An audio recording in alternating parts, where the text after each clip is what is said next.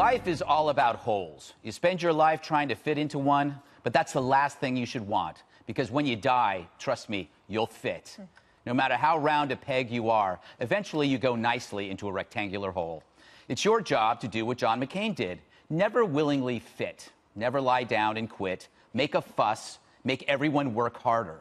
In fact, you can measure a life by the size of the hole needed to accommodate it. Make sure yours is McCain-sized. There are people whose exit leaves a Grand Canyon-sized space that can never truly be filled. Senator McCain left that space. And while condolences may often feel trite, they can help fill that space, especially when there are millions of them. Senator McCain was foremost an independent thinker, a round peg in the world capital of square holes. He owned his thoughts, critics be damned. His experiences taught him to shrug off stuff that would have left us in tears. 5.5 years in a prison camp will do that to you. And that's real diversity. He was feisty, funny, and real. We need a good John McCain, and not just every generation, but every day. Somebody who reminds us that we don't all have to act the same, and who knows that there is a difference between a good idea and the latest idea. The earth is covered in cemeteries, endless green acres of rectangular holes. There's one near you and in your future. But if there's an army of round pegs, filling square holes won't be easy. In life, be a John McCain. Be a little less predictable tomorrow than you were today. Realize that politics is only a small part of life, not life itself. Be the round peg that refuses to fit in. Dana, I heard you earlier talk about John McCain when the news came out. I just want to get your thoughts on, I don't know, his passing. And well, I didn't know him until after 2001. I came to the Bush White House after 9/11, and anytime that John McCain was around, it was a joyous time. He's actually, he could be quite cantankerous. And you will find there were many people in Washington who got, their heads ripped off by him, but they always respected him. He was a joy to have as an ally, and could be a really tough person if he wasn't on your side. Right. But he commanded such respect that you would have to listen to him. One of the big fights, or I shouldn't say it wasn't a fight, but a disagreement, was about enhanced interrogation techniques in the wake of the war on terror and 9/11. And he felt so strongly, and you couldn't disagree. I mean, obviously, he had gone through it. Right. He knew what he was talking about. And so I remember those fights. But the other thing that I remember, too, is because I wasn't there on the 2000 campaign, I only knew John McCain as a friend to George W. Bush and an ally. And as I learned more about how difficult and tough that primary and bitter that primary was when George W. Bush finally wins in South Carolina over McCain, that what a remarkable level of forgiveness happens between adversaries, that then they can go on to work. And then as a staffer, that's really great, because then you can work with their staff and there's no bitterness, there's no recriminations.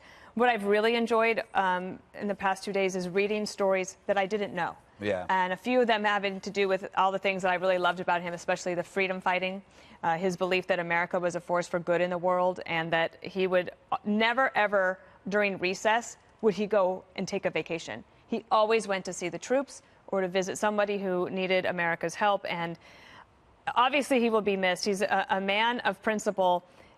He evokes strong emotions in people. Definitely. Nobody's neutral. No. It's so true. Brian, I don't know if you had any personal dealings with him. Non-stop. Yes. Yeah. Feel free to make some up. Right. No, that's true. No, but they're all based on a true story. And here's the thing. It's a little like covering sports. When you first break in at 22, you have the worst mic flag there is. You're in the worst station at the worst time. And you walk into a locker room, and they treat you just like your mic flag. So you're not on a network. With John McCain, he treated everyone equal. He made people seem important, but not patronizing. He would come on to deliver. He had something to say every day. And I'm wondering, it seemed like there's only 5 people working in the Senate. On every major issue, not only does he have an opinion, there's a problem in Syria. There's an unrest. So next thing you know, he is in Syria at 78 years old, meeting with the Free Syrian Army. There's a problem in Ukraine. There's an insurrection. Well, it's 10 degrees below zero. He is sitting there on a stage in the Ukraine, and they're saying, John McCain will come on with you in the morning because they're 12 hours ahead of time. I'm saying this is unbelievable. The other thing I would keep in mind with John McCain, which I thought was fantastic, he sincerely admitted when he was wrong. The Keating 5, I blew it. he always regretted. I don't think this is wrong, but he regretted the confession they beat out of him in the big picture. He also, I also think that when it came to the collapsing of the economy, I think that at one point he lost to Barack Obama. Barack Obama calmly picked up the phone and talked to Hank Paulson, said, what's going on? Where John McCain suspended his campaign and got angry. In retrospect, he says, you know, I could have handled that better. It's kind of cool to think that you could be that important, admit you have wrong, and still forge straight ahead. Juan, you must have interviewed him a number of times in your career. Any experiences that strike you? Well, he could be really angry. He could get angry.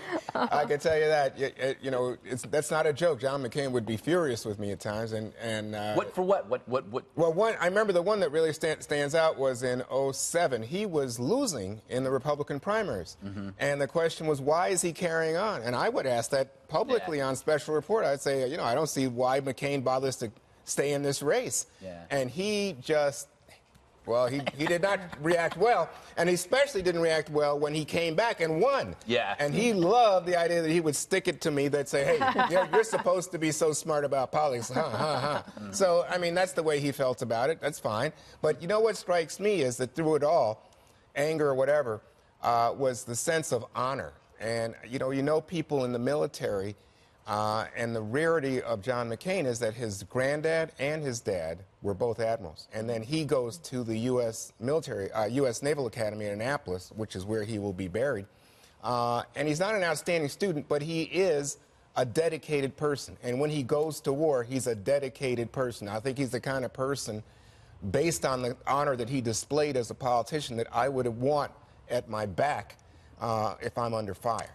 And when you saw John McCain's statement, the statement that he issued knowing that he was about to die, he talked about American ideals, Greg, in terms of this is a country based on an idea, not on blood and soil.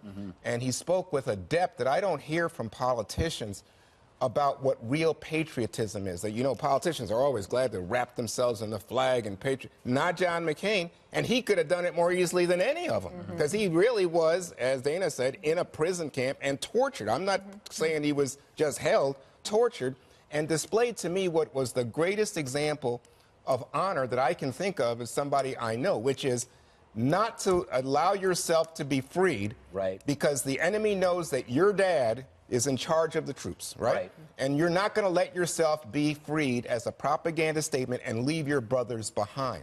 I don't think there's any higher tribute that I could give to John McCain than to recount that story today. No, it's an amazing story, Tammy. Yeah, and I think a lot of people watching and a lot of the people listening to my radio show have serious disagreements politically, obviously, with Senator McCain.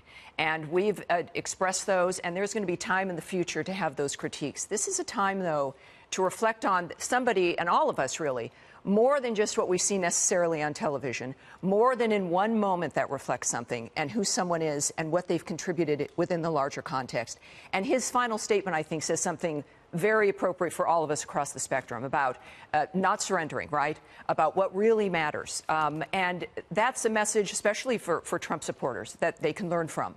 That no matter what's going on, that you continue on with what matters to you, that you can, none of us are going to get out of this alive, right? We're going to hopefully have a wonderful moment at the end where we can think about what mattered if we did what we could in every single way. And that is what I think all of us are trying to do. And he also mentioned, of course, the thing that gave him the strength. And I worked on that campaign briefly in a peripheral way in 2008. The difference was his family, his wife, and his daughter, Megan, who I got to know a little bit. And that, of course, was just a foundation for him, I think, that makes a huge difference for every politician, for all of us who do these things. And, of course, in the future, there's going to be much more critique, discussion about his legacy and the nature of what he's been able to accomplish, the things he's done when it comes to legislation, and how we move forward from this. But I think ultimately it's about sticking with your principles, not being bullied away from them, continuing on to help make this country stronger and better. And I think we're in a good position doing that. All right.